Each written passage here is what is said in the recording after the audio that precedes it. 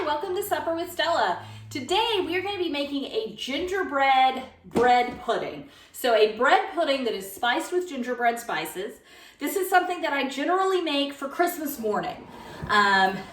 Maybe Christmas Eve morning, Christmas morning, whenever guests are visiting during the holidays. This is an easy thing to make for breakfast.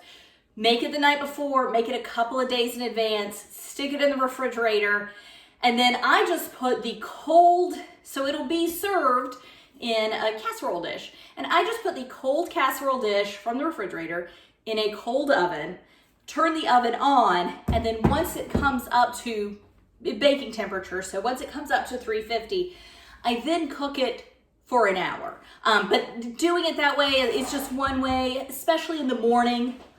Before I put stoneware in the oven, I always like to let it get the chill off of it. But when you're having something for breakfast, it's kind of hard to do. So I just stick it in a cold oven. And that way the stoneware comes up to temperature with the oven itself, less likely for it to crack. So anyway, that's how I take care of that in the morning. So with this, the bread that I'm going to be using is Pandoro, which Pandoro, and we'll talk a little more about it in a minute, but it is an Italian, as far as I know, Christmas bread. I only see it during the Christmas holiday, so I have to assume that's when it's traditionally served. It's something I only recently came across in the grocery store, and I wanted to try it, and it's wonderful. It's very sweet. It's almost like brioche to me. I'm not much of a baker. I don't know a ton about bread, but brioche is what it reminded me of. But it's very sweet, and it's served, it's got like a packet of powdered sugar in it. And so the directions, which I don't do with this, but the directions say that you put the bread in a bag and you shake it with the powdered sugar to make it even more sweet. And in a way, it reminds me a little bit of pound cake. It's definitely a bread. It's far less dense than pound cake, but it's got a sweet and kind of vanilla flavor to it. And it just makes me think a little bit of pound cake. But I love to make it in this bread pudding. So for the bread pudding, we are going to start, I'm going to get this out of the way. We are going to start with 6 eggs.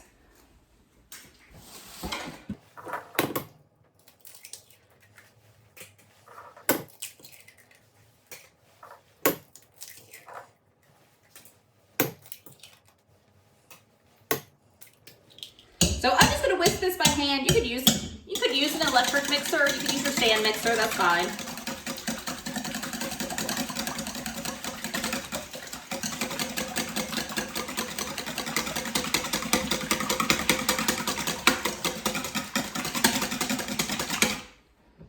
All right, so just get those beaten together. And I am making a half recipe of this, so I will only be using half of this loaf of Pandoro. In the past, I have a huge casserole dish that's like twice this big. It's 7 or 8 quarts. It's very deep, and I usually make this in that, but I just don't need that much this year. But I do need breakfast on 2 separate holiday occasions, so I'm gonna make a half recipe for Christmas morning, and then when we have some guests in town over the new year, I'll just stick half of this in the freezer, and then I will use the other half of it, even though between Christmas and New Year, I might not freeze it. I may just leave it, because the more dry it gets, the better it's going to be as far as soaking up everything. But regardless, I'm gonna do half now, and then I'll make another batch for the New Year weekend. But just know the batch that is gonna be posted is for a full batch. It uses a full Pandoro. I just don't need that today. So I've got 6 eggs, and then I went ahead and combined it all together, but I've got a cup of half and half, and to that I added an additional half cup of cream. Then I'm gonna do 1/3 of a cup of sugar.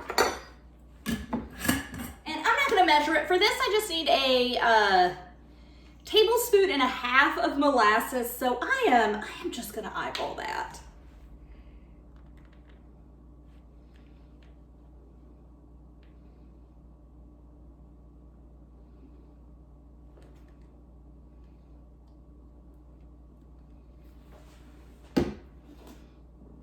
Okay, just give these a good mix.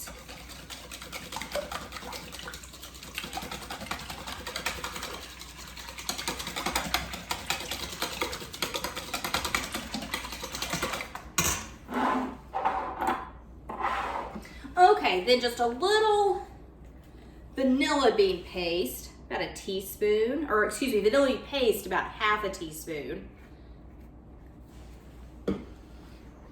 Some sugar, and most importantly are my gingerbread spices. I need 3 tablespoons for the full. I just need 1.5 tablespoons, which I'm just gonna eyeball into one really big heaping. No, I'm not gonna do that.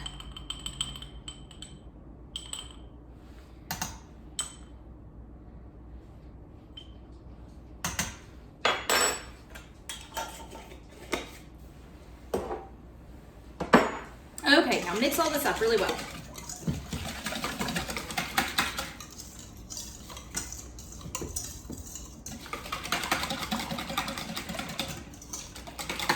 So for the Pandoro,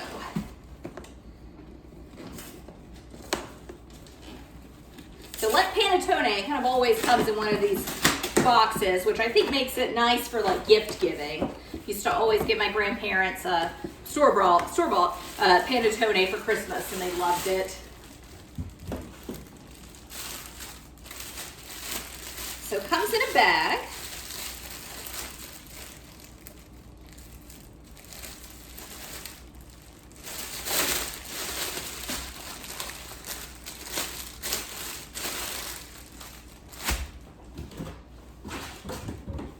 And see, there's a packet of powdered sugar that comes with it. So the directions on the box say that, you know, keep the bread in the bag, sprinkle the powdered sugar on it, shake it up really well, and then you cut into it. So I'm not gonna do that. I am gonna save this powdered sugar though, and just before I serve it, I will sprinkle the whole thing with powdered sugar.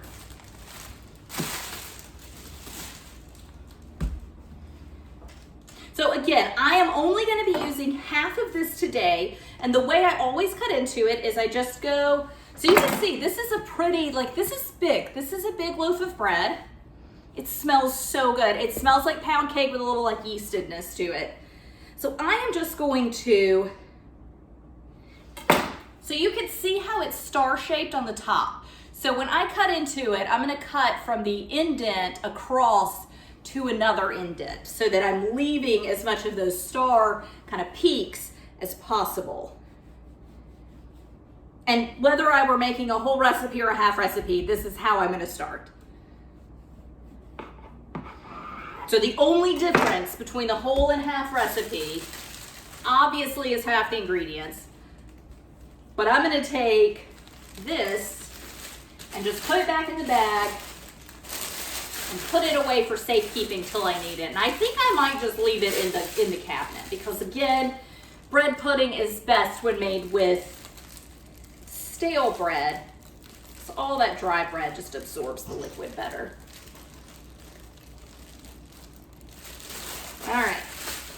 Okay, so you can see now, and it's a little squished, but you can see that I've got I've got 4 peaks that are kind of star-like.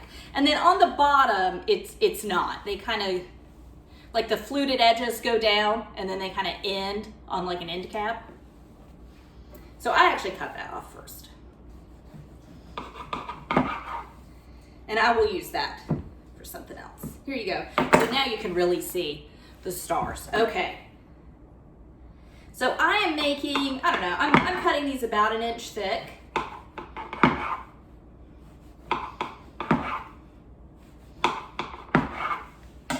And then this one, I will probably, what I usually end up doing is cutting it into different shapes just to kind of fill in areas where this didn't. So, I want to give this another whisk. This molasses kind of settle, or the molasses settles out in it. Or, yeah, separates out, settles to the bottom. Okay, so what I'm going to do, start with the biggest piece and just fully submerge it, just like you're making French toast, the way you would fully submerge your French toast.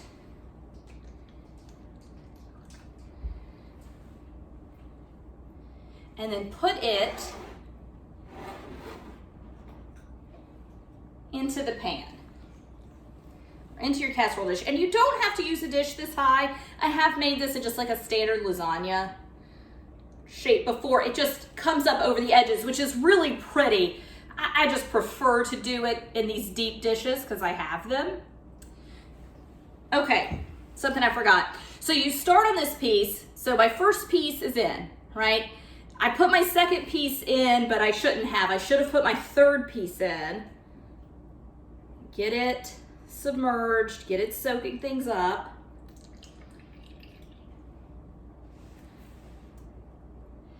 And then, so here's my first piece, okay? Here's my first piece. So now my second piece, I'm gonna offset it so that the peaks are just a little bit off from the original.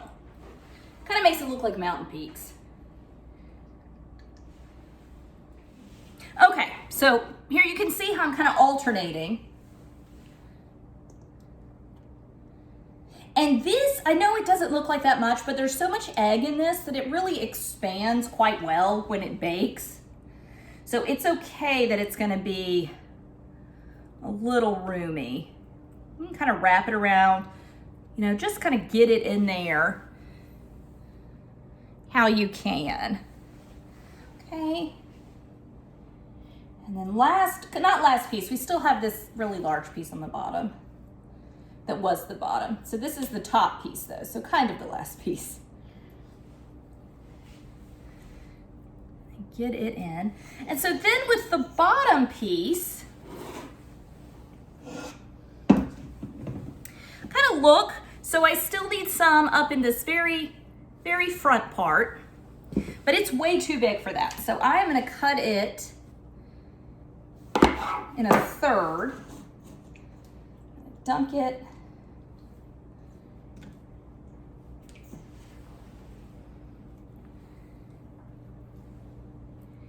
And then get it in. And so with the bottom piece, again, whether I'm doing this half recipe or the full recipe, I just cut the bottom piece off, just kind of manipulate it to just sort of fit in where I want it to. Just because it doesn't have that star shape to it, so it's a little easier to manipulate. Okay.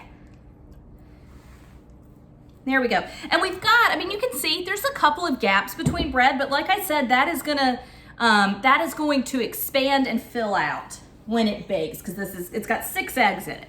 So I'm just gonna take the rest of what's left in here and just pour it over the top. So as far as the bread pudding goes, that is it. I'm gonna put the lid on it. I'm gonna stick it in the refrigerator and I'm gonna let this sit. For me, it's gonna be 2 days. This is not Christmas Eve. It's a couple days before, and that's fine. That's one reason that bread puddings are so fantastic for any kind of breakfast entertaining, or not just bread puddings, but any kind of like make-ahead casserole is really nice for holiday entertaining for guests, just because you can make them usually, at least with the bread pudding, you can make it several days in advance. Sits in the refrigerator, and then like I said, I will just put this in a cold oven and turn it to 350, and then I will actually start kind of measuring the time at 350, or excuse me, once the oven heats up to 350, and it generally cooks for an hour. So that's out of the way.